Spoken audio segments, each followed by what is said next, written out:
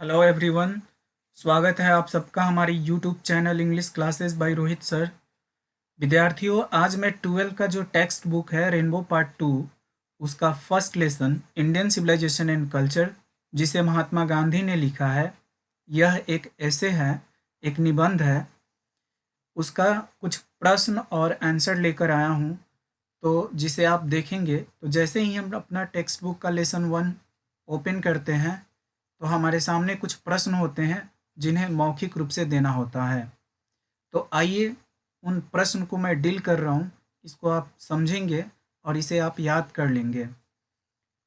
कह रहा है क्या चीज़ कि answer the following questions orally.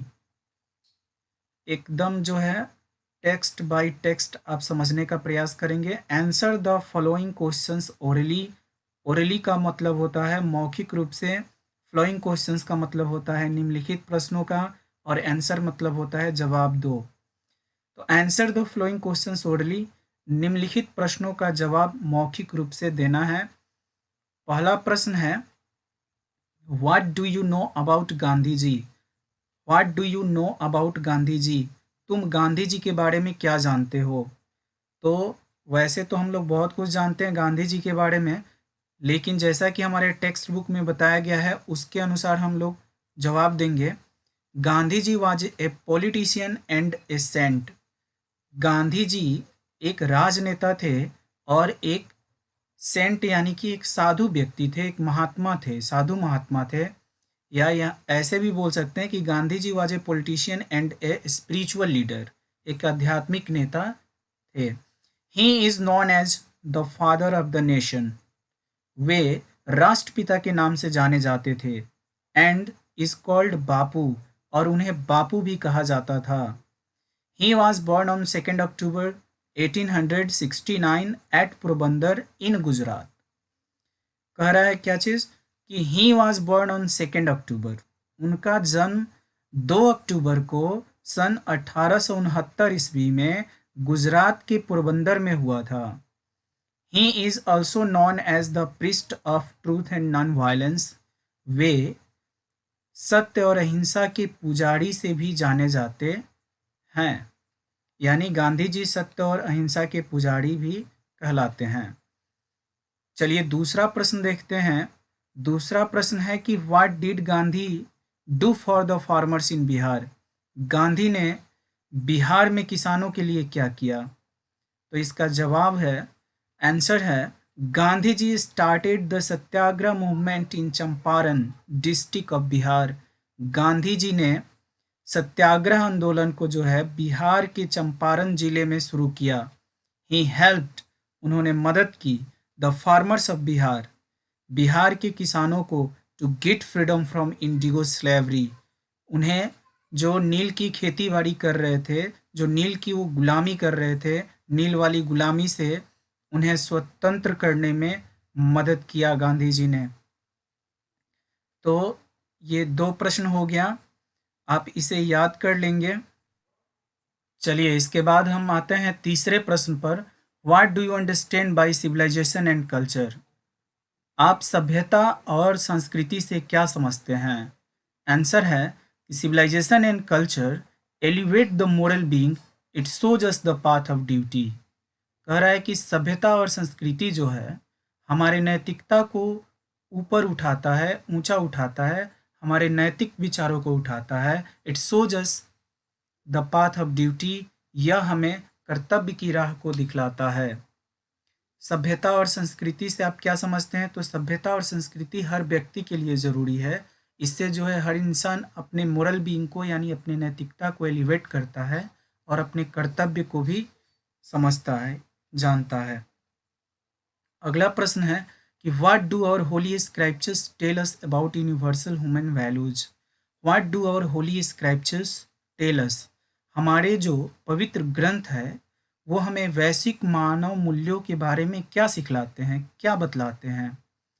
Answer है, our holy scriptures tell us about universal human values that, हमारे पवित्र ग्रंथ जो है वो हमें वैश्विक मानव मूल्यों के बारे में बतलाते हैं कि all have been created by the same God, कि सभी लोग जो है एक ही भगवान के द्वारा बनाया गया है।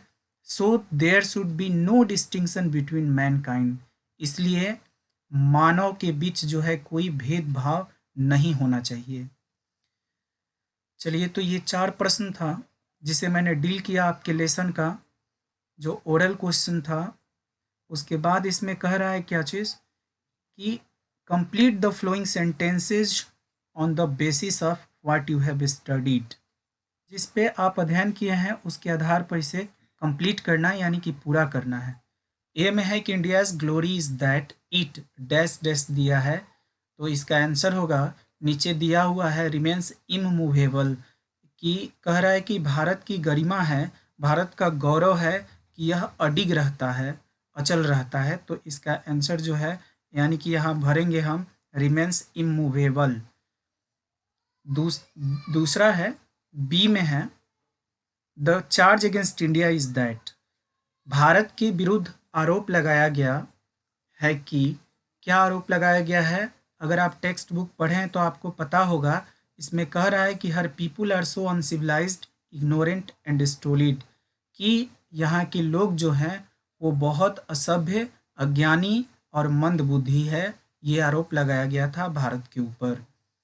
सी में है we dare not change what dash dash, हमें बदलने की हिम्मत, हमें परिवर्तन करने का साहस नहीं है, जो what we have tested, answer में देखिए यहाँ, we have tested and found true on the anvil of experience, अनुभव के निहाई पे जिस सत्य को हमने परखा है, तो परखने के बाद हमें इतनी साहस नहीं है, हिम्मत नहीं है कि हम परिवर्तन कर सके, यानी अपनी सभ्यता को छोड़कर पश्चिमी सभ्यता को अपना सके। इसका जिक्र जो है लेसन में किया गया है। तो हम यहाँ सी में ये भर देंगे, we have tested and found, हमने परखा है और पाया है, anvil of experience, true on the anvil of experience, उस सत्य को जो अनुभव के निहाई पे हमने परखा है और जाना है, तो हम में साहस नहीं है कि हम बदल सकें, हम पश्चिमी सभ्यता को अपना सकें। डी में है our ancestors set a limit to our indulgences because, हमारे पूर्वजों ने एक सीमा तय की है हमारे लिप्त होने की, हमें अपने जुनूनों में लिप्त होने की, अपनी इच्छाओं में लिप्त होने की एक सीमा तय की है। क्यों तय की है? डैश डैश में इसको भरना है, बिकॉज, क्योंकि इसमें होगा the more we indulge in our passions, जितने ही हम अपने इच्छाओं में लिप्त होते जाते हैं, अपने जुनून में, अपने लिप्सा में, अपने जुनून में जितने ही हम उतरते जाते हैं, जितने ही हम लिप्त होते जाते हैं, the more unbridled they become, उतने ही वे बेलगाम होते जाते हैं। तो माय डियर स्टूडेंट्स, ये जो है आपके टेक्स्ट बुक का जो ओरल क्वेश्चन था उसका मैंने एक्सप्लेनेशन यहाँ दिया है। इसको हिंदी में भी मैंने समझाने का प्रयास किया है। आपको यह वीडियो कैसा लगता है प्लीज़ आप कमेंट करके ज़रूर मुझे बताएंगे। तो आज का वीडियो यहीं जो है मैं ख़त्म कर रहा हूँ।